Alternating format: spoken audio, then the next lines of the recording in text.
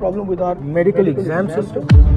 We NEET का भैया paper available है टेलीग्राम। किसी को ट्रस्ट हो ही नहीं रहा कि ये पेपर लीक नहीं होगा। हमें तो लग रहा है ये भी हो जाएगा। कोई ऐसी बात नहीं है जो गारंटी कर रही है कि नहीं होगा। लास्ट मिनट में हो जाएगा, फिर से वो तमाशा शुरू हो जाएगा। कोटा में तो सर हर दूसरे दिन सुसाइड हैं। कोचिंग सेंटर है, वो दबा देते हैं बात को, फिर उनके कैरेक्टर को जज किया जाता है कि बच्चे ने नशे की वजह से जो है सुसाइड किया है। 3 घंटे तक हमारी चेकिंग होती है, 2 घंटे बायोमेट्रिक में लेते हैं वो लोग, उसके बाद भी हमारी चेकिंग कर रहे हो। एक बार सिस्टम की तो कर लो। It is the government's responsibility to educate people. It is the government's responsibility to give people health care. That's my view. That's not the current government's view. Why don't they do it 5 times a year? At least that way, paper gets leaked, you stop it, but everybody doesn't get destroyed. You'll basically end up missing 1 year.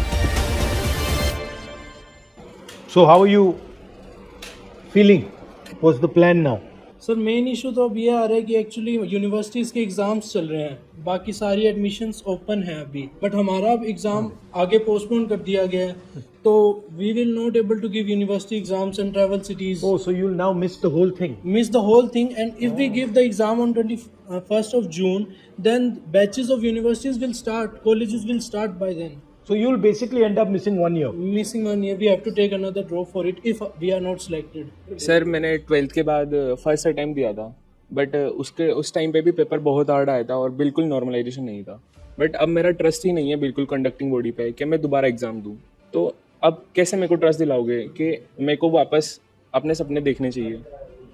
Conducting body है वो खुद ऐसे अपना accept तो नहीं कर रही है डायरेक्टली कि उन्होंने पेपर लीक करवाया, बट सर लीक हुआ कैसे एग्जैक्टली? सर एग्जैक्टली तो कंडक्टिंग बॉडी के थ्रू ही कोई मेंबर था, उसके थ्रू पेपर गया, फिर वो इंडिया में पुणे के थ्रू जैसा हमें पता चला है वो शिखर में पहुंचा। वहाँ पर वो बहुत इजीली वेरी चीप कॉस्ट पे सर 20,000 सिर्फ 20,000 में वो पेपर बच्चों को बेचा गया। उसके बाद वहाँ से बहुत ज़्यादा व्हाट्सएप ग्रुप से हाँ? और सर जैसे वी नीट का पेपर भी लीक हो रहा है, वो ऑलरेडी न्यूज़ बन गई, तो उनका कोई ट्रस्ट ही नहीं। बोले वी नीट का भैया पेपर अवेलेबल है टेलीग्राम।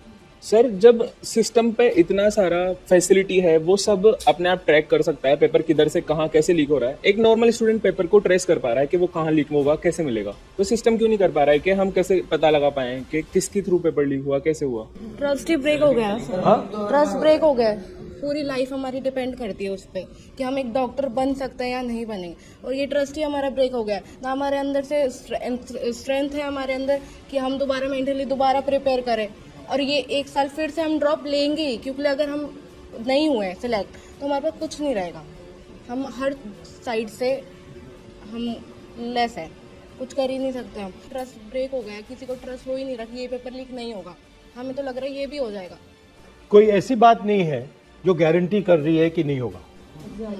तो आपको मालूम नहीं होगा या नहीं होगा, लास्ट मिनट में हो जाएगा, फिर से वो तमाशा शुरू हो जाएगा। लास्ट ईयर भी हुआ था, तब इन्होंने सेलेक्टेड जो सेंटर्स थे उन बच्चों का री करा दिया था। इस साल इन्होंने बिल्कुल ही सबका ही पेपर री कर दिया है। तो पास 2 साल से ऐसे चल रहा है, तो हम क्या गारंटी लेके अगले साल भी नहीं होगा? हमारे लिए तो वो पूरा 1 साल ऐसे जाता ना, मतलब एज अ स्टूडेंट हम तो अपने आप को पूरा आइसोलेट कर लेते हैं ना, एक एग्जाम के लिए हर चीज़ से कट ऑफ कर देते हैं। फैमिली इवेंट्स पे इवन हम लोग कहीं पे भी नहीं जाते, बस एक पेपर देने के लिए हमें एग्जाम क्लियर करना है। वो ही जब अगर ऐसे बिक रहा है 25-25 हज़ार में, 20-20 हज़ार में, तो वो तो कोई वैल्यू नहीं है वो। एंड ये भी तो सर कोई छोटा मोटा एग्जाम तो है नहीं। हम डॉक्टर्स बनेंगे, खुद भी सोचो, हम किसी हॉस्पिटल के डॉक्टर के जाते हैं, हम क्या सोच के जाएं कि ये तो पेपर लीक वाला है, कैसे जाएंगे? अभी जयपुर ग्रामीण में एक फैमिली पकड़ी गई जिसमें पीछे 3 सिलेक्शन थे, पर इस बार वो पकड़े गए। उसके पिताजी ने पेपर खरीदा, उससे पहले 3 बच्चों का वो सिलेक्शन हो चुका था। अगर इस बार पेपर कंडक्ट सही से हो जाता या पेपर लीक नहीं होता तो वो तो डॉक्टर बन के घूम रहे होते। तो ये बड़ा इनका ये है। तो और कोटा में तो सर हर दूसरे दिन सुसाइड हैं, और ऐसी स्थिति बन गई कि कोटा वाले जो कोचिंग सेंटर हैं वो दबा देते हैं बात को, थाने से लेके और सब कुछ, फिर उनके कैरेक्टर को जज किया जाता है कि बच्चे ने नशे की वजह से जो है सुसाइड किया है, या फिर कोई उनका लव अफेयर की वजह से सुसाइड किया है। जो एक्चुअल बात होती है वो आती नहीं है, और ये सीकर में भी होने लगा है और कोटा में भी होने लगा है। लगभग यही नाम दिया जा रहा है। इतना ज़्यादा पॉलिटिकल प्रेशर है सरकार का वहाँ पे कि अगर थोड़ा सा भी मीडिया में आ गया तो बस पहुँच जाते हैं, डरा रहे हैं। हाँ, बट दबाने से रिजॉल्व नहीं होगा ना। आप दबाते जाओ, रिजॉल्व नहीं होगा, आपको रिजॉल्व करना है। सर जैसे टोटल मार्क्स 720 होते हैं, बट ये सारे एस्पिरेंट बैठे हैं, इनको पूछो कि अगर किसी की मैक्सिमम सारा सिलेबस आता है ना तो 500 प्लस वो चला जाता है। 500 से लेके सिलेक्शन तक सर उतना ही रहता है कि अपना एग्जाम कैसे गया 3 घंटे, उस टाइम वाला वो मेन होता है सिलेक्शन में, कि अगर आपको सारा सिलेबस चाहे आता है, वो अगर 3 घंटे में अगर कुछ भी आपका खराब हो गया, टाइम वेस्ट हो गया या ध्यान नहीं लगा तो वो जीरो हो जाता है। तो रीनीट देना मतलब सर एग्जाम वापस नहीं है, तो पूरा सिलेक्शन प्रोसेस ही वापस हो गया। And sir, mainly we are coming from a middle class family, and if we are talking about girls, तो उसमें इतनी फ्रीडम नहीं मिलती है हम लड़कियों को, लाइक कि इतने साल तक तुम बार बार रिपीट ड्रॉप करते रहो, वापस पढ़ते रहो, और उसके बाद अगर पेरेंट्स हमें पढ़ने भी देते हैं तो like we need money for institutes and all, जिसमें बहुत हाई लेवल के उन्होंने दे रखे हैं। जितने भी इंस्टीट्यूट्स हैं उनकी फीस इतनी ज़्यादा हाई है, लाइक इन लैक्स, तो वो लोग हर कोई कैसे अफोर्ड करेगा। और सेकंड थिंग कि हमें ये चीज़ मिल भी जाती है तो सेफ्टी नहीं होती, और उसके बाद अब हम वहाँ जाकर 3 घंटे पहले एग्जाम के पहले खड़े हो जाते हैं, और उसके बाद 3 घंटे तक हमारी चेकिंग होती है, हमारा सब होता है, 2 घंटे बायोमेट्रिक में लेते हैं वो लोग, उसके बाद भी हमारी चेकिंग कर रहे हो, एक बार सिस्टम की तो कर लो। आप डॉक्टर क्यों बनना चाहते हैं? मेरी ग्रैंड मदर हार्ट अटैक से डेथ हो गई उनकी लास्ट ईयर, तो मेरा ड्रीम ये है कि मैं अगर डॉक्टर बनती हूँ तो जहाँ जो लोग हॉस्पिटल्स प्रोवाइड नहीं कर पा रहे हैं, जहाँ डॉक्टर्स नहीं है, मैं वहाँ जाकर उनकी हेल्प कर सकूँ।